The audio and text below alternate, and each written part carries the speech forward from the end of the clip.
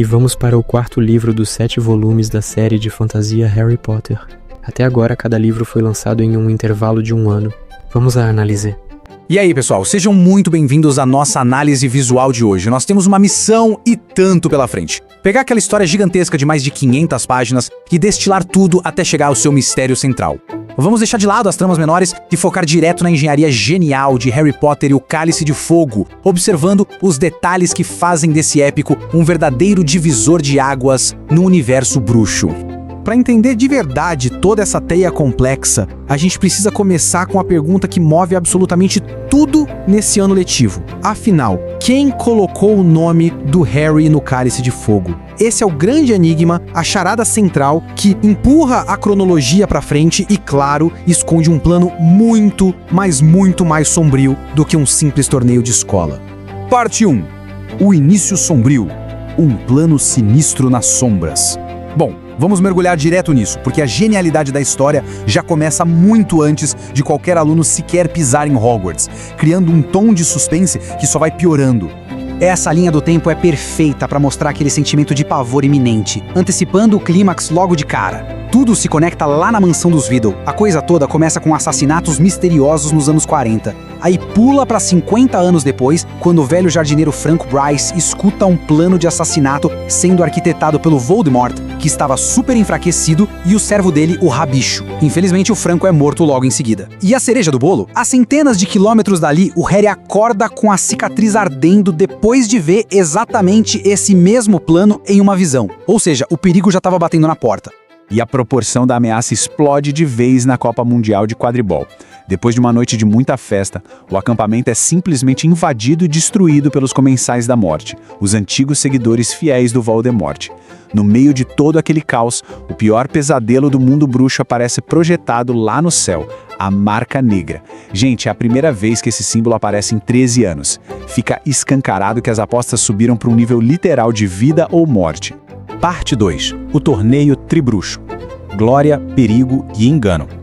É com essa tensão no ar que os alunos voltam para Hogwarts. Mas a energia logo dá uma guinada com o anúncio de um evento lendário, cheio de risco e, claro, de muita glória.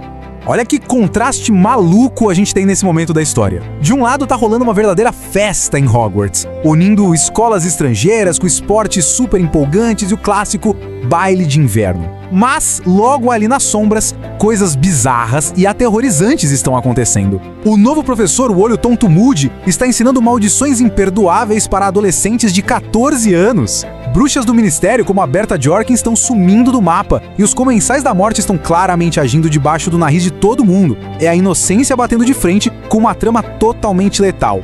Agora, pra gente entender o choque do que vem a seguir, vamos dar uma olhadinha rápida nas regras normais do torneio Tribruxo. 3 escolas competindo: Hogwarts, Bellsbatons e Durmstrang. Um único campeão por escola. Todo mundo precisa ter no mínimo 17 anos, porque a taxa de mortalidade no passado era altíssima. E a escolha final é inquestionável, feita pelo próprio Cálice de Fogo. A matemática deveria ser muito simples, certo?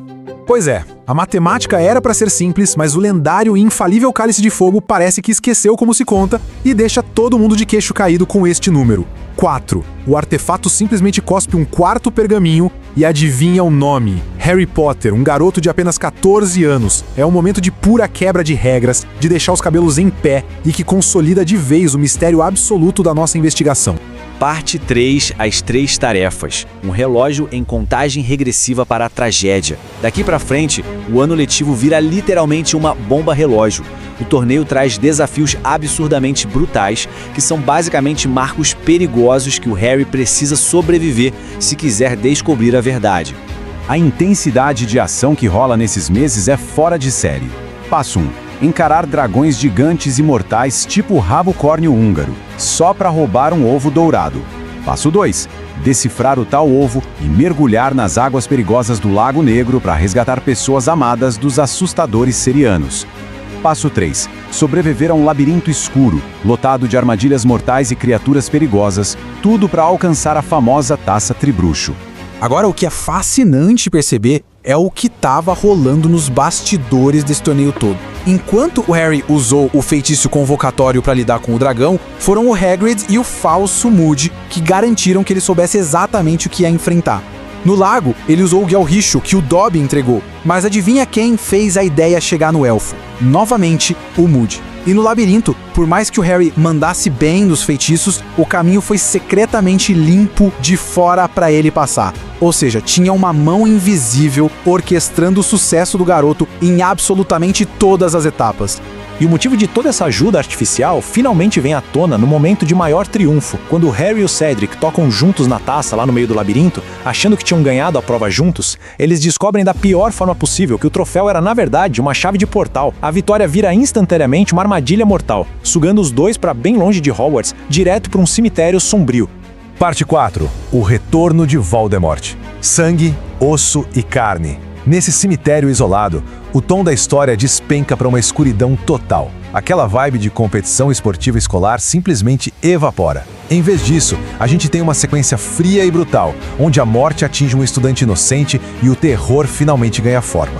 Quantos terão coragem de retornar quando sentirem, e quantos serão tolos a ponto de continuarem afastados de mim? Lendo essa frase, a gente já sente o peso absurdo da situação. Com o sangue do inimigo tirado à força do Harry, o osso do pai roubado do túmulo e a carne sacrificada pelo próprio Rabicho nesse ritual macabro, o Lorde das Trevas volta à sua forma física completa. E assim que ele convoca os antigos comensais da morte, a promessa é super clara: reconstruir seu império e punir sem piedade quem ousou abandoná-lo. Encurralado e sem saída, o duelo inevitável começa. Mas aí rola algo que beira o milagre. Como as varinhas do Harry e do Voldemort dividem o mesmo núcleo vindo da mesma fênix, elas se conectam num efeito raríssimo chamado Priori Incantatem. Quando os feitiços colidem, a varinha do Voldemort é forçada a vomitar os ecos dos últimos feitiços letais que ela lançou. E os espíritos das vítimas, inclusive os pais do Harry, aparecem ali para encorajar o garoto. Isso compra os segundos cruciais que ele precisava para agarrar a chave de portal, o corpo do Cédrico e dar o fora daí. Parte 5. A grande revelação. O monstro à vista. Com aquela fuga desesperada de volta para os terrenos da escola, o pânico e a confusão tomam conta de tudo. Mas é justamente no meio das sequelas desse choque gigantesco que a grande pergunta lá do começo da nossa análise vai ser respondida de um jeito espetacular.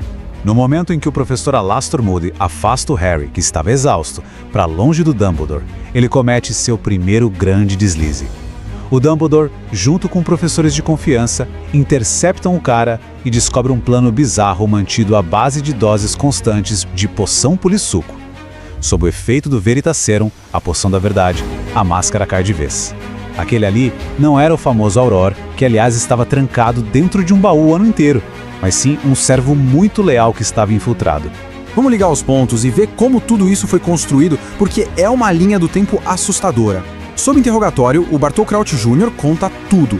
Ele fugiu de Azkaban com a ajuda da mãe, que estava morrendo, e tomou o lugar deles na prisão. Depois foi mantido sob a maldição Imperius pelo próprio pai por anos, até ser libertado pelo Voldemort e pelo Rabicho. Aí o plano entra em ação, ele captura o verdadeiro Moody, rouba o rosto do cara um ano inteiro e coloca o nome do Harry no cálice. Ele chegou ao cúmulo de assassinar o próprio pai para que a conspiração não vazasse, tudo só para garantir que a taça virasse uma chave de portal e mandasse o alvo direto pro cemitério. Insano! Parte 6. O fim da inocência. As linhas são traçadas. O peso dessas revelações dá uma chacoalhada nas próprias estruturas do mundo mágico. A escola, que devia ser o lugar mais seguro do mundo para se aprender magia, foi o palco principal de uma conspiração terrível. A ilusão de segurança desmorona de vez. E é fundamental a gente observar de forma imparcial as reações políticas a esse terror que acabou de ser descoberto. De um lado, o ministro da magia Cornélio Fudge. Movido por pânico e pelo desejo de autopreservação, ele simplesmente se recusa a aceitar a verdade e condena totalmente qualquer narrativa de que o Voldemort voltou. Do outro lado, temos o Dumbledore. Ele aceita a dura realidade na mesma hora e já começa a tomar medidas drásticas, reunindo antigas alianças e reativando a Ordem da Fênix secretamente. O que a gente tira de mais importante disso tudo é que o campo de batalha foi dividido pelas próprias autoridades. A união do mundo bruxo rachou, e é esse conflito monumental que vai ditar todo o resto da série.